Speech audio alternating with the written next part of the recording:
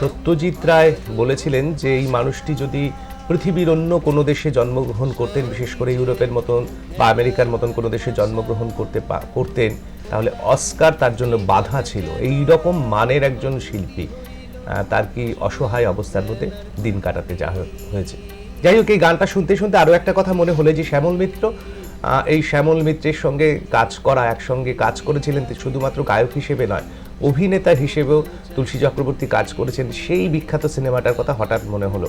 1953 সালে তৈরি হওয়া সাদা কালো, উত্তম কুমার, সুচিত্রা সেন এবং সেই 74.5 সিনেমায় তুলসী চক্রবর্তীর সেই অনবদ্য অভিনয়ের কথা আমার মনে হয় এই প্রজন্মের যারা রয়েছেন তারা যদি না জেনে থাকেন তাহলে তাদের কাছে অনুরোধ করবো দয়া করে সেই সাদা কালো ছবিটা একবার দেখবেন। আর আমরা জানি অন্তত 30 বছরের ওপরের বয়সের প্রত্যেকের দেখা সেই ছবি, এবং প্রত্যেকের প্রিয় সেই ছবিতে তুলসী চক্রবর্তীকে আলাদা করে চেনা যায় যে একজন পার্শ্ব চরিত্র হিসেবে কতটা গুরুত্বপূর্ণ, কতটা ভালো অভিনয় করলে এই রকম ভাবে তিনি প্রকট হয়ে উঠতে পারতেন।